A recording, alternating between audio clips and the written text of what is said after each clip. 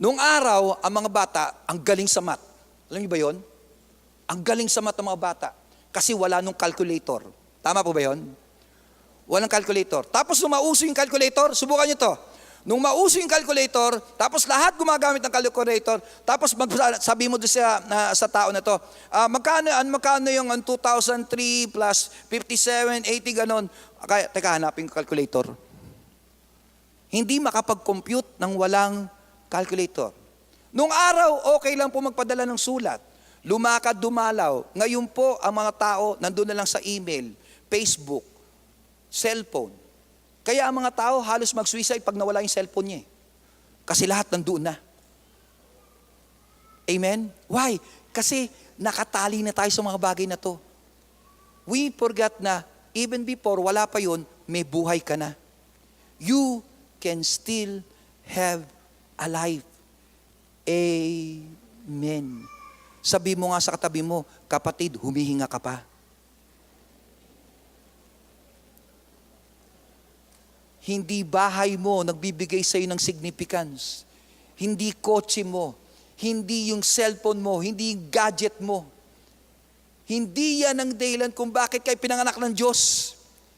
Ipinanganak ka ng Diyos to enjoy life by serving others. Tingnan niyo po.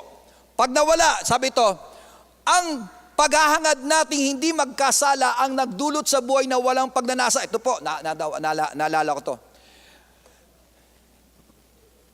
Lahat po tayo may tinatawag na pita ng laman. Tama po ba yon? Tama po ba yon? May kausap po ba ako? Meron po tayong urging. Tama ba? Merong desire. Meron pong attraction. Meron pong tinatawag nating naghanap sa loob natin ng thrill. We become thrill seekers. Tama po ba yun? Meron po yan sa loob eh. Pero ang problema, sinabi ng reliyon sa atin, masama yung ating pong nararamdaman. Tama po ba yun? Kaya kailangan supilin. Supilin. Huwag mo i-express ang yung pag-ibig. Huwag mo i-express kasi pag nag-express ka ng pag-ibig, baka magkaroon ka ng kabit. Tama po ba yun? Huwag mo i-express yung mga pagnanasa mo sa mga gadget, baka mangutang ka, mabaon ka. Huwag mo i-express yung mga tinatawag nating bisyo mo sa pag-inom ng alak, sa paninigarilyo kasi magkakaroon ka ng sakit. Kasi palagi pong sinasabi na mali ang ating nararamdaman na pagnanasa. Tama po ba yon? And because of that, lumabas po mga rituals, rules, bawal sa relihiyon.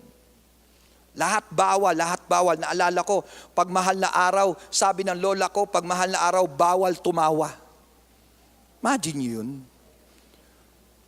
Bawal daw tumawa, bawal maligo, pambihira. Patay daw ang Diyos. Alam ko, isang beses lang namatay si Jesus eh. Tayo ginagawa natin, taon-taon na mamatay si Jesus. Amen? So, ang daming bawal. Ang daming bawal. Alam nyo, ito ang problema. Pag yung pagnanasa, pinagbawal mo, meron po tayong tinatawag na habang pinipigil, ano nangyayari? Nang gigigil. Ito nakakatawa sa atin. Subukan nyo po ito. Naobserbahan ko ito eh. Maghanap kayo ng lugar sa Metro Manila na nakalagay po doon sa dingding, bawal magtapon ng basura. Anong makikita nyo? Di ba? Maghanap kayo ng mga lugar na nakalagay po ron, bawal jumingel. Amuyin nyo. Bawal tumawid. Kung kailan ka naglalagay ng pagbabawal, ang mga tao gustong palaging gawin yung, alam nyo bakit? Kasi ang mga tao, thrill seekers. Kasi ang mga tao gustong subukang tumawid sa boundary line. They want to seek if they can, sabi natin, get away with it.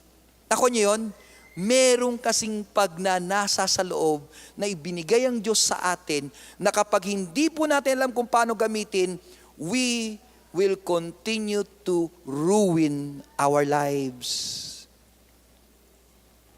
May apoy na nilagay ang Diyos.